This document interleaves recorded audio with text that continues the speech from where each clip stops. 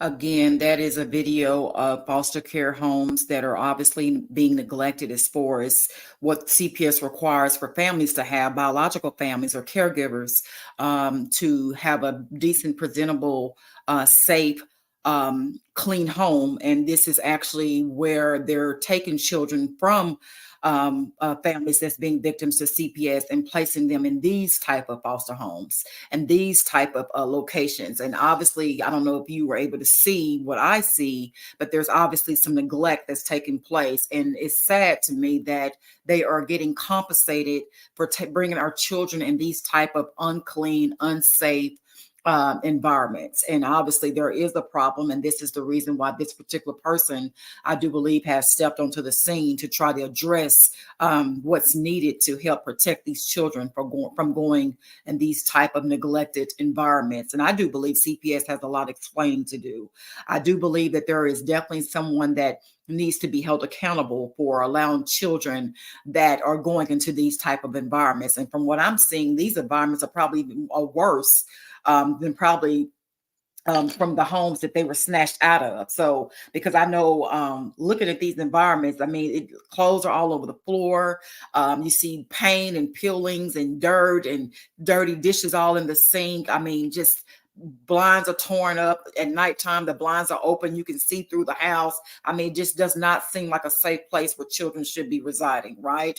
So again, the title of my story today is Keep Your Kids Out of These CPS Broken, Corrupt Systems. Okay, this is one example of how they're taking children out of your custody and placing them in CPS custody in some of these neglected foster homes. And this is in the state of Texas that I am referencing to, because I live in Texas, right? But I do know that Texas is not the only state that are receiving these type of unfortunate situations where children are not staying in healthy, safe environments when they're being placed and CPS care, that therefore once they're in CPS custody, they're placing these children in foster homes that are neglected like this, and CPS are paying these.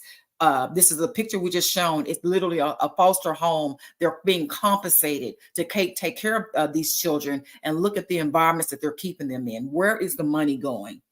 Is my question. Okay, where is I've always been told, if you want to find out the truth about something, follow the money. Okay, follow the dollars, follow where the money is going into, and that's going to help trace and track what's really going on and who's over this operation, and allowing this type of neglect to take place. To me, it's defeating the purpose. Why take a child out of an environment of their biological family and place them in a family they don't even know, where obviously they're getting not being treated as being treated right as well? What is the purpose of that? Okay, so statistics have shown that normally a child or children are better off in with their biological families, just providing the family, if you see fit, with the necessary adequate resources to help those families, versus disrupting a household and dividing a household and taking the children out with their biological families and placing them in a foster care family who they have no idea who these people really are. And as you can see by the example of the video footage, that a lot of times these children are being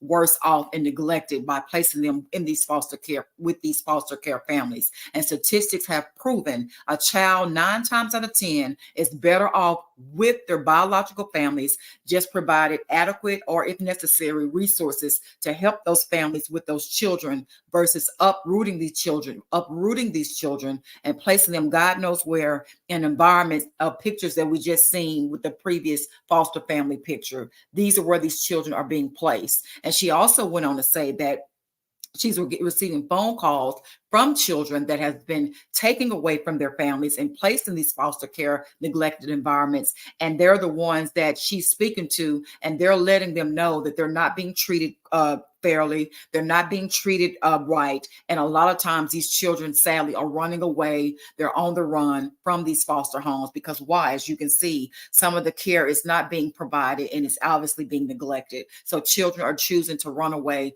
from these foster care homes. And she have shared that she is actually speaking to the kids, and they're actually sending footage from inside these foster homes and how bad the care and the treatment that they're receiving. And I think it's nobody know more better than someone personally that's going through it themselves. Okay, so with that being said, again, this is CPS foster care that have placed these children in foster care homes that are being neglected. And sadly, again, this occurs all over the country, all over different United States, different places, Chicago, Texas, you name it, Florida, California, obviously. No one is being discriminated, okay? It's just different things happen at different times with different people. Some cases are more severe and worse than others, okay? So with that being said, this is not just a Texas problem. This is a United States of America problem in my personal experience. So again, I must share that I am no attorney, but I am a mother who have survived and overcame CPS, and I know personally what it's like to go through it. And by the grace and mercy of God, God allowed me to come out of it, to share my story, to hopefully encourage and help others to bring their children out of this vicious, corrupt system as well. And I am only speaking to CPS workers that neglect and who lacks integrity. Okay, if you do not have integrity and you're working for CPS, and the most important things to you is money, power, and politics, and you get an incentive check, yes, I am directly speaking to you. But if you are someone, and I do know there are people that works for CPS that really has good intentions, that cares about reunifying their children back with the parents. And if you're doing that, kudos to you. Thank God for you, because you're actually doing your job and you're helping these children to come out of some of these vicious, corrupt, horrible living environments that we just previously shown. Okay, so we thank God that you're doing your job, and you're doing your job with integrity.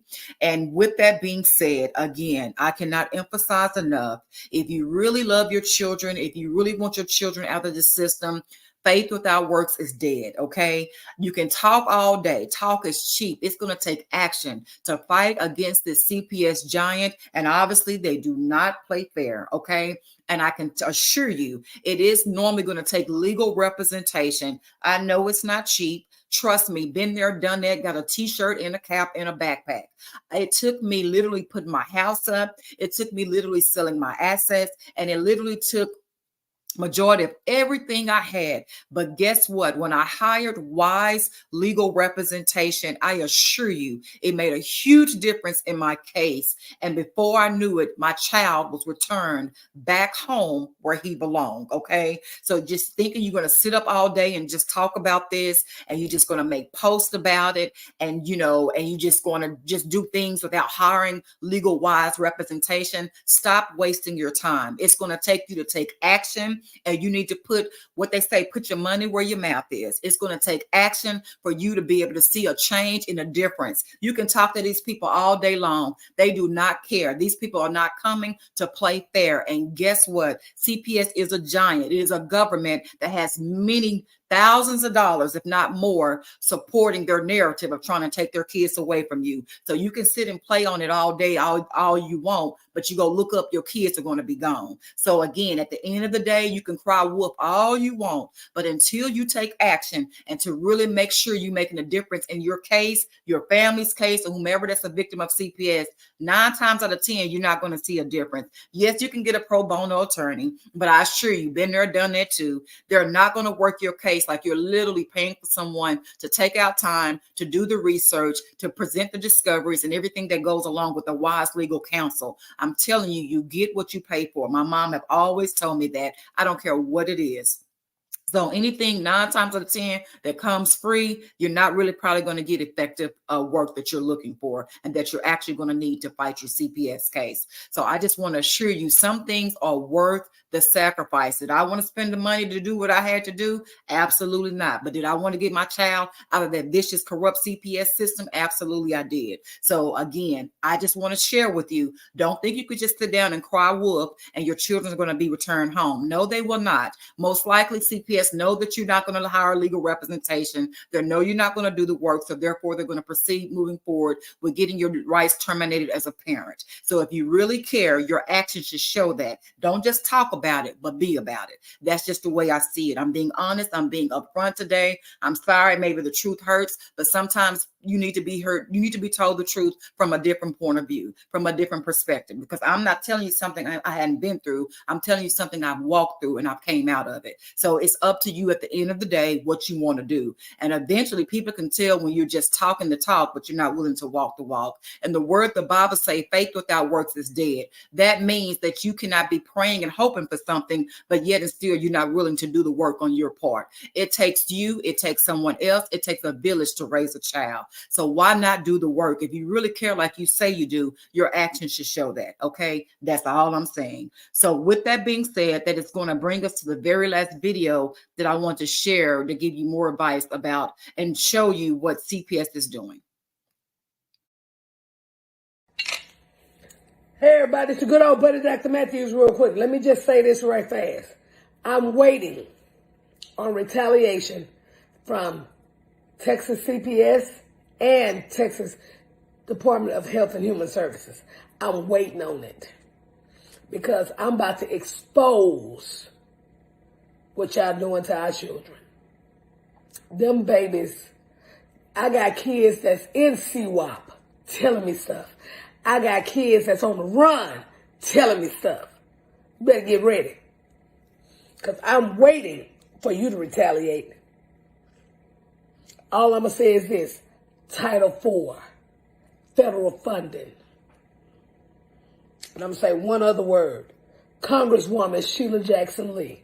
And that's all I'm going to say. So you feel froggish, jump.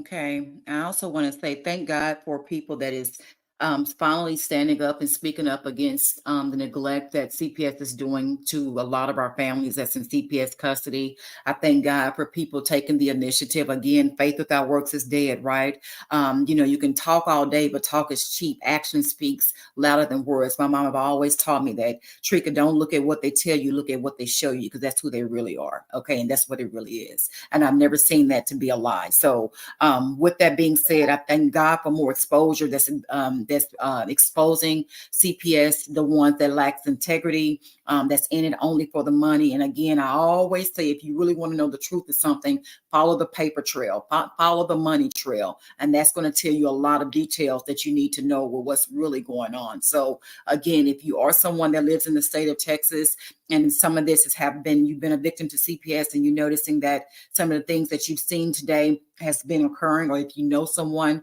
please share this video with that person. She is asking you to call her directly, and she is going to be looking into the case for you to see what she can do to possibly help you in any form, shape, or fashion. Okay. And this is only for the state of Texas, but from my knowledge, there are other states that's working on certain things as well. If you know someone that is also trying to help other states with this type of situation, please call in. Please like, share, subscribe, tag, pass this video on to someone that could be of help. Again, you never know who's a victim to CPS, and it's more people than you really recognize and realize. So please, being sharing wisdom and knowledge, you never know how that could really help someone in what they're going through. Okay. So with that being said, that is going to bring me to the end of our show segment today. I'm hoping in some shape, form, or fashion that this can be useful for you or someone you know that might be currently dealing with CPS and need help.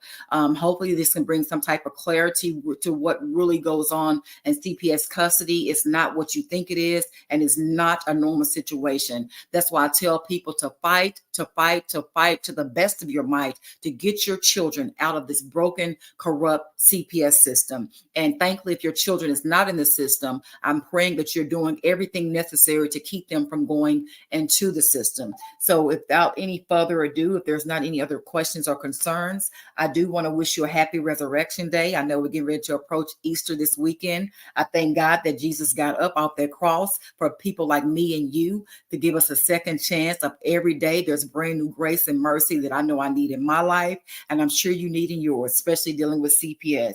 And I hope all the kids have a happy, safe Easter and enjoy eating a lot of, well, I won't tell you eat a lot of candy, because, I know that comes with cavities, right? But I hope you enjoy your Easter egg hunts. And again, like I say, do not put a period where there should be a comma. Why? Because God is not done writing your story. So please continue to keep God first. Stay safe, everyone. Until our next show, have a great weekend.